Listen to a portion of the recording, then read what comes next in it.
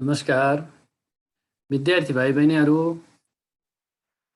हामीले योभन्दा अघिल्लो कक्षामा लक्ष्मीप्रसाद देवकोटाद्वारा लिखित वर्षा कविताको उच्चारण र लयबोध गर्यौं, अथवा वर्षा कवितामा रहेका कठिन शब्दहरूको उच्चारण गर्न र त्यो कवितालाई लयबद्ध रूपमा वाचन गर्न सिक्यौं।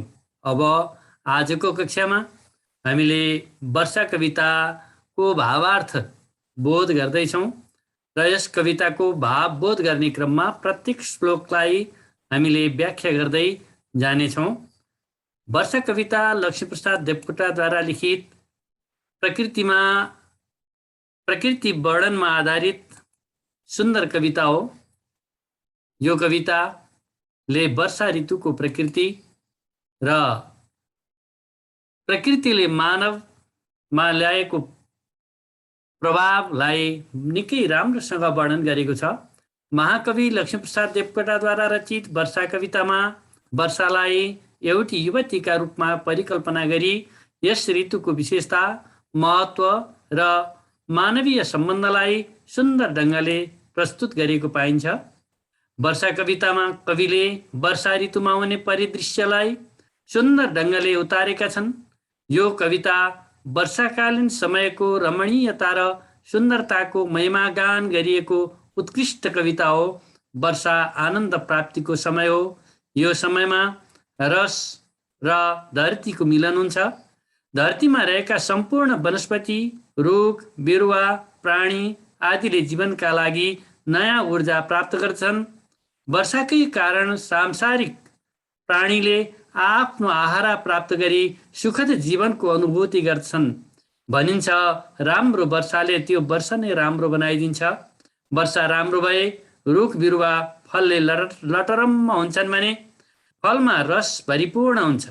वर्षाका कारण किसान हर्षित भई नौला नौला सपना देख्न थाल्छन्।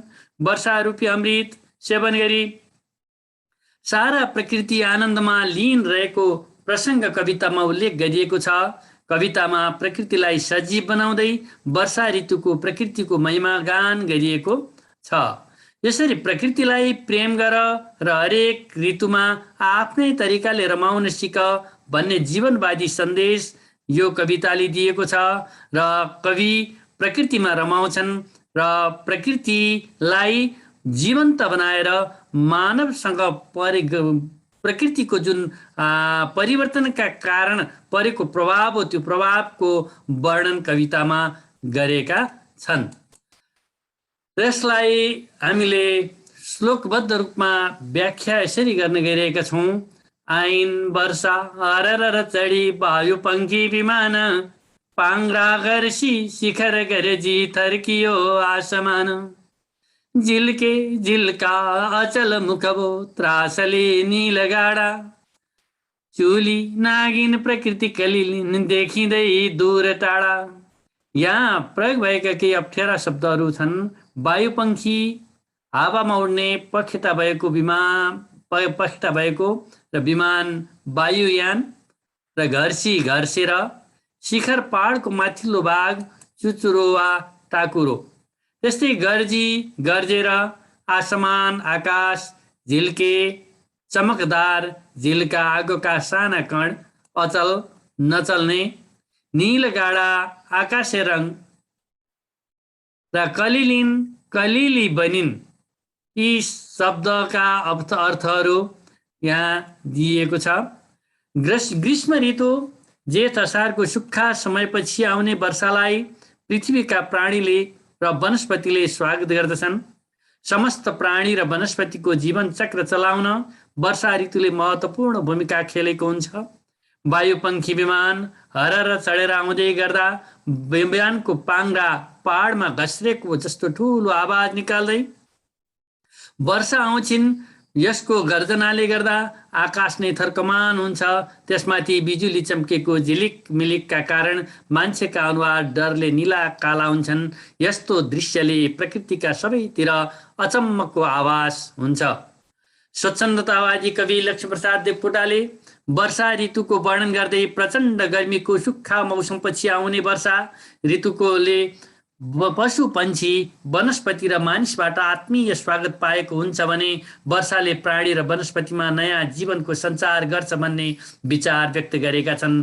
कविले यहाँ वर्षाको आगमनलाई एउटा नयाँ ढङ्गले प्रस्तुत गरेका छन्। एउटी युवती वायुपङ्खी विमानमा चढेर आउँदै गरेको आकाश गड्याङ गड्याङ गर्ने आवाजलाई विमानमा ती पाङ्ग्राहरू घर्सिँदा आएको आवाज र पाङ्ग्रा घर्सिँदा आउने जुन झिल्का हो त्यो झिल्कालाई उनले बिजुलीसँग तुलना गरेको देखिन्छ। त्यस्तै कविताको दोस्रो श्लोकमा फरफर पार्छिन् चदर लुका लत्रिदो मेघ होइन, लाखौं मोती लुगा नपैरी चित्त बुझ्ने हुँदैन, उल्टो झोली रतन निधिका स्नेहले मुस्कुराइन्, एउटा मोती लुगा चुडिन गई शैलमा झरझराइन्। चदर पछौरा, मेघ बादल, मोती लुङ मोतीको माला, पोल्टो पटुकीको फेर वा खल्ती। पटुकीमा सामान राख्नका लागि, खजानाहरू राख्नका लागि बनाइएको खल्ती अथवा गोजीलाई पटुकीको यो पोल्टो भनेर भनिन्छ। रतन निधि बहुमूल्य सम्पत्ति। यसरी यहाँका अप्ठ्यारा शब्दहरूको अर्थ यहाँ दिने प्रयास गरिएको छ। वर्षा आफ्नो मेघ रूपी पछौरा बिस्तारै फरफर पार्दै ठुलो गर्जनका साथ पृथ्वीमा झर्छिन्। यस्ता बादलहरू उनका लाखौं मोतीका माला जस्ता देखिन्छन्। यस्तै आभूषण र बहुमूल्य सम्पत्तिले भरिपूर्ण वर्षा मुसुक्क हाँस्दै आउँदा उनको कुनै एउटा मोती चुनिन पुग्छ र त्यसकै परिणाम स्वरूप पहाडबाट मोतीकै दाना जस्तो पानी पर्न थाल्छ। आफ्नो पोल्टामा ल्याएको वर्षा रूपी बहुमूल्य सम्पत्ति पृथ्वीमा प्रशस्त पार्न नपाएसम्म चित्त बुझ्दैन। यसरी सुन्दर देखिने मोतीका दाना रूपी वर्षाको एउटा लुङ चुडिएर उच्च पहाडमा हिउँको रूपमा झरेर शैल पहाड नै झरझराएको देखिन्छ भन्दै कविले वर्षाले जुन समुद्रबाट उठेको बाष्पयुक्त हावालाई पूर्वबाट क्रमशः पश्चिमतिर ल्याइदिन्छ र त्यो बाष्पयुक्त हावा पहाडमा ठोक्किन गएर त्यहाँबाट झर्ने पानीलाई, त्यो बाष्पयुक्त हावालाई फरफर पार्ने एउटा पछौराको संज्ञा दिएका छन्। र त्यसरी जुन बादलभित्र ल्याएको बाष्पयुक्त जल हो त्यो जललाई मोतीका माला र पहाडमा ठोक्किएर पृथ्वीमा खसेको पानीका ती दानाहरूलाई मोतीको दानासँग यहाँ तुलना गरेका छन्। र अर्को श्लोकमा आशंकाले बोर बोर गुणै सम्झिँदा पंख नाना, जाओ बच्चाहरू न तर सुन गर्जिँदा स्वर्ग जाना, लरबर गर्दा कुशल कमिला लौ गरे है हतार, त्यसै ओर्ली चिरच करिँदो चिलो लावेर। न तर सुन या न डराउन भन्ने अर्थ हो। स्वर्ग छाना आकाश, आकाशलाई स्वर्ग छाना भनियो। चिर लामो समय, चक्करिँदो चिल, चक्कर लगाएर उड्ने हिमसर्क पन्छी। चिल आकाशमा उड्ने चरो, त्यो सबैभन्दा बेग हानेर उड्ने, सबैभन्दा माथि पुग्ने पन्छी भनेर भनिन्छ। र यो हिमसर्क चरो हो, त्यसलाई चक्कर लगाउँदै माथि माथिसम्म पुग्ने हुनाले यसलाई चक्करिँदो चिल भनेर कविले यहाँ कवितामा वर्णन गरेका छन्। र विद्यार्थी भाइ बहिनीहरू, यसको अर्थ, यो श्लोकको अर्थ यहाँ यसरी दिएको छ। वर्षादेखि सबै पशुपन्छी, प्राणी, वनस्पति खुसी भएका हुन्छन्।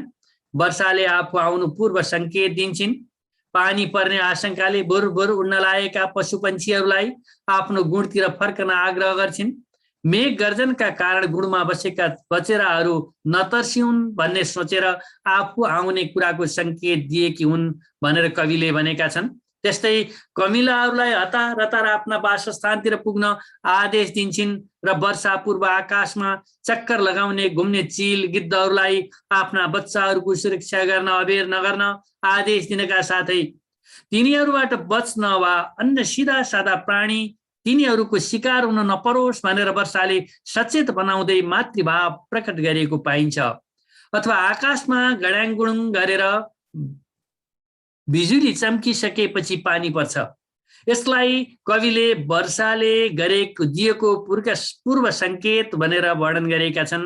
उनले मानिसहरूलाई आफूले प्रयोग गर्ने सामग्रीहरू जस्तै इन्धनका लागि प्रयोग गरिने दाउरा, गाई बस्तुहरूलाई खुवाउनका लागि प्रयोग गरिने घाँस पातलाई यथास्थानमा राख्नका लागि, अनि बिस्कुन सुकाएको भए, कपडाहरू सुकाएको भए तिनलाई उठाउनका लागि, अनि त्यस्तै गरी टाढा टाढा गएका चराचुरुङ्गीहरूलाई आफ्ना बच्चाहरू सुरक्षित राख भन्ने आदेश दिनका लागि, र आकाशमा उडेका चिलहरूलाई आफ्ना बच्चाहरूलाई सुरक्षित गर भन्नका लागि मात्रै नभएर ती चिलहरू आकाशमा उडिरहेका हुन्छन्, उनीहरू हिंसक प्राणी हुन्, उनीहरूले अन्य पशु पन्छीहरूका बच्चाहरूलाई आफ्नो आहारा बनाउने हुनाले ती चिलहरू उडिरहेका छन्, तिनीहरूबाट तिमीहरूले आफ्ना बच्चाहरूलाई सुरक्षित गर भनेर समेत सचेत बनाउनका लागि एउटा आमाले जुन किसिमको सल्लाह दिनुहुन्छ त्यस्तै आमाले दिने सल्लाह यहाँ प्रकृतिले अथवा वर्षाले मानिसहरूलाई, अरू अन्य पशु पन्छी प्राणीहरूलाई दिएकी छन् भन्ने कुरा कविले वर्णन गरेका छन्। यस्तै अर्को श्लोकलाई हामीले हेरौँ। धुली खोला सलिल बरसी सान जस्तो अटुट, पाई प्राणी अमृतलाई पस्तिने छन् अछुट, दौरामा छन् जलधि दुईता साम्य कारुण्य भाव, फैली चाँडो मुख भनीको हुन्छ आनन्द लुट। यसमा रहेका अप्ठ्यारा शब्दहरू धुली खोला, हिउँदमा धुलो उड्ने, धुलो मैलो बगाएको खोला, अथवा हिउँदमा धुलो उड्ने वर्षामा टन्न पानी हुने खोलालाई संकेत गरिएको छ एकातिर भने, अर्कोतिर बर्खाको पानीले धुलो मैलो बगाएर धमिला भएका खोला भनेर धुली खोलालाई धमिला खोला अथवा हिउँदमा धुलो उड्ने तर वर्षामा पानीले टनी तनाउ भएका खोला भनेर भनिएको छ। जस्तै सलिलको अर्थ पानी हो, अनि जलधि दुईता समुद्रकी छोरी, जलधि भनेको समुद्र, दुईता छोरी हुन्, जलधि दुईता समुद्रकी छोरी। साम्य समानताको भाव, समताको भाव, समान हौ भन्ने समानताको भावलाई साम्य भनेर भनियो। त्यस्तै कारुण्य दयाको भावना, अनि अवनी पृथ्वी, अनि आनन्द लुट आनन्द लिने काम, आनन्द लिने कामलाई आनन्द लुट भनेर यहाँ भनिएको छ। पानी नै नहुने धुलो उड्ने खोलाहरू पनि वर्षाका कारण प्रशस्त पानी पाई शान देखाउँदै मच्चिएका हुन्छन्, अथवा वर्षा आएपछि सबै धुलो बगाएर खोलाहरू शानसँग सलल बग्न थाल्छन्। अमृतको लहर पाएको अनुभूति गर्दै सबै प्राणीहरू खुसी हुन्छन्। त्यहाँ समुद्रकी छोरी साम्य र करुणामय भाव बोकेर माइती भेट्न दौडिँदैछन्। पृथ्वी मुख बाएर वर्षाको पानी घट घट पिउँदै आनन्दमय बन्न पुग्छ। वर्षाले प्राणी, वनस्पति, खोला नाला, नदीलाई हर्षित बनाउँछन् भनेर कविले यस श्लोकमा वर्णन गरेका छन्। कविको वर्णनमा यसमा वर्षालाई समुद्रकी छोरी भनेर चिनाइएको छ। वास्तवमा समुद्रबाट उडेको अथवा समुद्रबाट निस्किएको त्यो बाष्पयुक्त हावाले नै वर्षा गराउने भएको हुनाले त्यही समुद्रबाट उठेको त्यो वर्षा फेरि पृथ्वीमा खस्छ र त्यो पृथ्वीमा रहेको धुलो मैलो बगाउँदै अनि ती हिउँदमा धुलो उड्ने खोलाहरूमा पनि टनाटन पानी भएर ती शान देखाउँदै फेरि त्यो बग्दै बग्दै उही समुद्रमा पुग्ने कुराको संकेत गर्दै यहाँ वर्षा माइती भेट्नका लागि, त्यो समुद्र भेट्नका लागि दौड्दै दौड्दै गएकी छन् भनेर यहाँ दौरामा भनेर, दौरा भनेको दौरान, खोलाको एक किसिमको दौरान वास्तवमा भनिन्छ नि। चेलीहरू माइत जान निकै लालायत हुन्छन्, आतुर हुन्छन्, छिटो छिटो माइती पुग्न पाए हुन्थ्यो र माइती अत्यन्त प्यारो हुन्छ भन्छन्। म त्यस्तै वर्षा पनि नदीको रूपमा आफ्नो माइती समुद्रलाई भेट्नका लागि दौडिरहेको कुरा यहाँ कविले उल्लेख गरेका छन्। त्यस्तै गरी अर्को श्लोकमा पृथ्वी फलिन् सलिल कलिली दानले छापिएर, गाई रोप्लान् चपल भएसी दृक बिजुली लिएर, बाली राम्रो तृण तिहारा वर्ष राम्रो कबुली, पारावार प्रभु हृदयको फुट्छ सङ्गीत केली। यसका कठिन शब्दहरू सलिल कलिली, पानीले गर्दा कलिली बनेकी यहाँ पृथ्वीलाई संकेत गरिएको छ। पानी परेर घाँस दुबो पलाएर कलिलो बनेको पृथ्वी, गाई भनेको गाएर गाउँदै गाउँदै गाएर, चपल भएसी चञ्चल उमेर भएकी युवती, 82 षोडशी युवतीलाई यहाँ उल्लेख गरिएको। दिग्बुजुली, बिजुली जस्तै चञ्चल आँखा भएका, अत्यन्तै कटाक्ष गर्न सक्ने तृण घाँस पात दुबो आदि वनस्पति भनेर यहाँ। अनि त्यस्तै हरा हरियो, कबुल गरेर, चाहना गरेर अथवा आशा राखेर, कबुलेर, हामी कबुल्नु भन्छौँ, कबुलेर। त्यस्तै पाराबार समुद्र रूपी युवक, प्रभु हृदय, शक्तिशाली हृदय भएको, सङ्गीत केली, सङ्गीतको प्रेमपूर्ण खेल। यसरी यी शब्दहरूका अर्थहरू यहाँ दिएको छ भने अब यो श्लोकको अर्थलाई हेर्दा वर्षा जीवनदायिनी शक्ति हो। ग्रीष्मको रापले ओइलाएर मरणासन्न अवस्थामा पुगेका बोट बिरुवाहरू वर्षाका कारण पुनर्जीवन पाए जस्तै हराभरा हुन्छन्। धान बालीले छापिएर पृथ्वी कलिली हुन्छन्। चञ्चल युवतीहरू असारे गीत घन्काउँदै हातमा बिउ लिपे लिएर छुपु छुपु धान रोप्छन्। त्यो बेला आकाशमा चम्किएको बिजुलीले जन आकर्षण थपेको हुन्छ भने बिजुली जस्तै चञ्चल आँखाले बाउसेलाई गरेको कटाक्ष अझ रमणीय देखिन्छ। आफूले लगाएको बाली राम्रो हुने, जान छोराछोरीहरूलाई जडाउरी फेर्न र साहुको ऋणको ब्याज तिर्न सकिने सपना बोकेका किसानहरू हर्ष विभोर हुँदै काम गरेका हुन्छन्। यस बेला समुद्र रूपी युवकले शक्तिशाली सङ्गीतको प्रेमपूर्ण खेल खेल्दै प्रकृतिसँग गरेको प्रेम लीला अद्भुत रूपमा प्रकट गरिएको छ। वास्तवमा यो श्लोकमा किसानहरूले सधैँ भन्ने गर्छन् यो वर्ष वर्षा राम्रो भयो, यो वर्ष नै राम्रो हुन्छ, अथवा वर्षा राम्रो भए वर्ष राम्रो हुन्छ। किनकि वर्षा राम्रो भयो भने त्यो वर्ष खेतीबाली प्रशस्त हुन्छ अनि किसानले आफू पालिने र बचेको अन्नलाई बेचेर आफ्ना छोराछोरीहरूलाई जडाउरी फेर्नका लागि अनि श्रीमतीको गुन्यु फेर्नका लागि अनि त्यस्तै गरी साहुको ऋण तिर्न सकिन्छ भनेर उनीहरू अत्यन्तै खुसी हुन्छन्, खुसीले मुस्कुराइरहेका हुन्छन्। त्यसैले यहाँ भनिएको वर्षा यो बाली राम्रो, तृण अति हरा, वर्ष राम्रो कबुली भनेर बालीलाई हराभरा बनाउनका लागि पानी परेको हुन्छ। पानी परिसकेपछि पानीले बालीलाई अत्यन्त राम्रो बनाएको हुन्छ भने हो त्यो राम्रो बाली भएको, हराभरा पृथ्वी भएको समय त्यो वर्ष नै अत्यन्त राम्रो हुन्छ भनेर कबुल गरेको हुन्छ। प्रकृतिले, समयले कबुल गरेको हुन्छ। त्यस बेला साँच्चै त्यो राम्रो बनाउनका लागि, प्रकृतिलाई सुन्दर बनाउनका लागि, कलिलो बनाउनका लागि र किसानहरूको मनलाई हर्षित बनाइदिनका लागि त्यो विशाल हृदय भएको समुद्रले एक किसिमको साङ्गीतिक खेल खेलिरहेको हुन्छ। समुद्रबाट त्यो बाष्पयुक्त हावालाई पठाइदिएर एक किसिमको आकाशलाई सङ्गीतमय बनाइदिएको हुन्छ भन्ने कुरा यो श्लोकमा वर्णन गरिएको छ। त्यस्तै अर्को श्लोक, मीठा मीठा अमृत रसका बिजुली लाखा लाखा, बढ्दै राम्रा फलतरहरू पाउँछन् भन्न चाख, बारी शाखा शरद ऋतुमा लच्किँदा दानलाई, मेरो इच्छा यति छ यति हो नीला आदेश भाइ।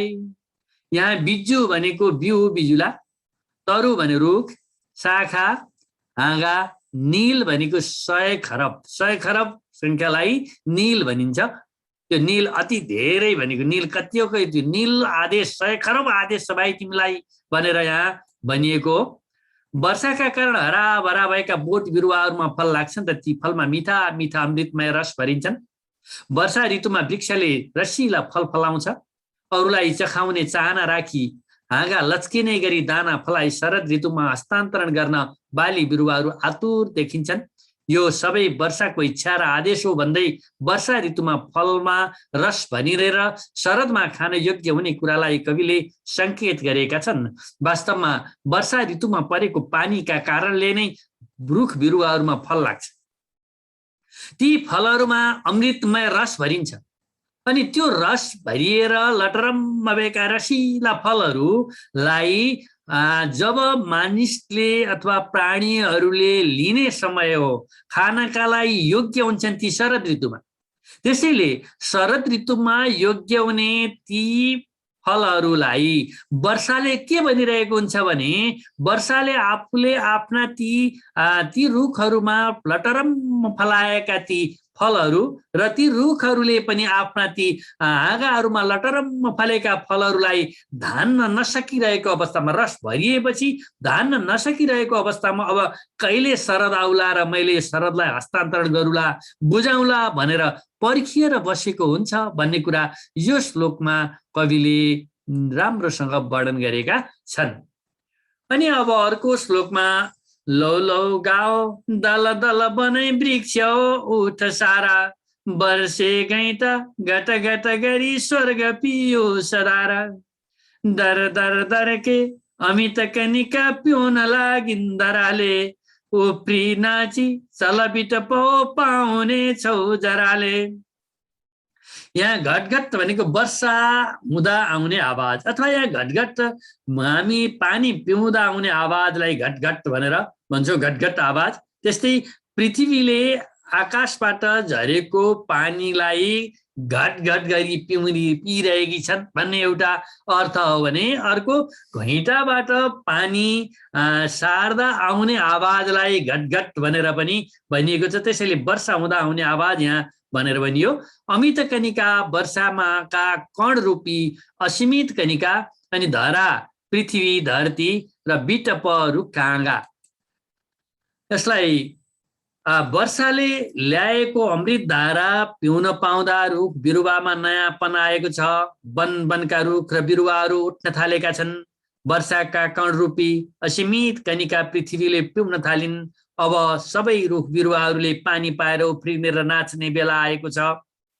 कवि देवकोटा वर्षाले दिएको योगदान प्रति अत्यन्त भावुक हुँदै मानव, वृक्ष, पशु पन्छी लगायतका सम्पूर्ण वनस्पतिलाई वर्षाबाट भरपूर फाइदा लिई खुसियाली मनाउन आग्रह गरेका छन्। कविले वनलाई समूह बनाएर उठ्न, जागृत हुन र वर्षाको सुमधुर गीत गाउन, अमृत घडाबाट वर्षिएको अमृत धारा घट घट पिउन पनि आग्रह गरेका छन्। वर्षामा दर दर दर्किएका वर्षाका कण रूपी असीमित कनिका पृथ्वीले लिएर हाँगा पात हुँदै जरासम्म पुर्याउन बोट बिरुवालाई आग्रह गरेका छन् र पानीको अभावमा ओइलाएका बोट बिरुवामा पानी पर्दा जागृत भई हराभरा हुने कुरा कविले गरेका छन्। वास्तवमा वर्षाको पानीले त्यो ग्रीष्म ऋतुमा ओइलाएका रुख बिरुवाहरू दिन गन्दै बढ्दै जान्छन्। दिन दुगुना रात चौगुना बढ्दै जाने ती बिरुवाहरूलाई यहाँ उठ्दै गएको, उफ्रदै नाच्दै गएको संज्ञा कविले दिएका छन्। त्यस्तै आकाशबाट खसेको त्यो पानीलाई अमृत भनेका छन्। वास्तवमा रुख बिरुवा प्राणी वनस्पतिहरूका लागि पानी अमृत नै हो।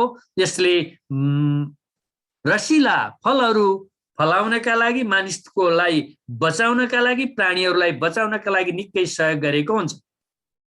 त्यसैले यस अवस्थामा कविले ती वृक्ष वनस्पतिहरू उड्दै गएका छन्, ती गाउँदै गएका छन्। त्यो आकाशबाट खसेको पानी त्यो रुख बिरुवाका पातहरूमा पर्दा एक किसिमको सङ्गीत आइरहेको छ र तिनीहरू हल्लिरहेका छन्। त्यसैले गाउने नाच्ने काम गरिरहेका छन् भने त्यो बेला पृथ्वीमा खसेको त्यो पानीलाई पृथ्वीले पिएको संज्ञा दिँदै पृथ्वीमा परेको त्यो माटाको पानीलाई जराको सहायताले वृक्षहरूले पिउन थाल्छन् र हाँगा हाँगासम्म पुर्याउँछन् र ती फलहरूमा, पातहरूमा त्यो पानी पुग्छ भन्ने कुरालाई यहाँ निकै राम्रोसँग वर्णन गरेका छन्।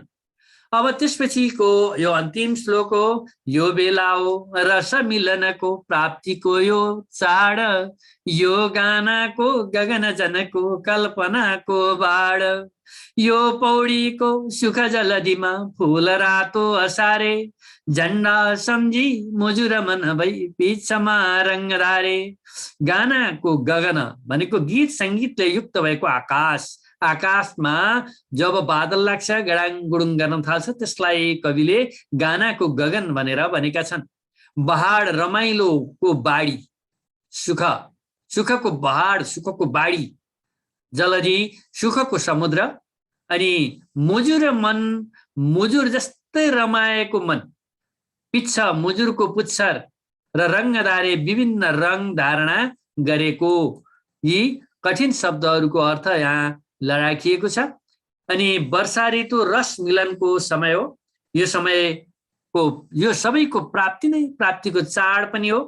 यो आशाले गाना गाउने बेला हो भने जनजनमा कल्पनाको बहार ल्याउने समय हो।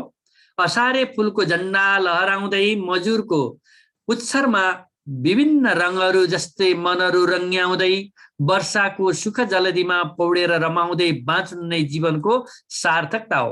कविले वर्षा ऋतुलाई रस मिलनको ठूलो चाडको रूपमा लिएका छन्। यस समयमा पानी र जमिनको मिलन हुन्छ।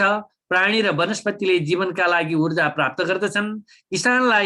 किसानका मनमा वर्षायाममा धान लगाएर मङ्सिरमा अन्न ऐश्वर्य ल्याउने, आफू बाँच्ने र अरूलाई बचाउने कल्पनाको बाढी आउँछ। आकाश सङ्गीतमय हुन्छ। धरतीका सम्पूर्ण प्राणी वनस्पति सुखरूपी समुद्रमा पौडी खेल्छन् र रातै फुलेका असारे फुलका साझा झन्डा सम्झेर सबै खुसीले रमाउँछन्। र वर्षामा आकाश गर्जिएर मेघ उड्दा आफ्ना रङ्गीन प्वाङ फिजाएर पुच्छर हल्लाई हल्लाई मयूर नाचे जस्तै मानिसको मन नाच्छ।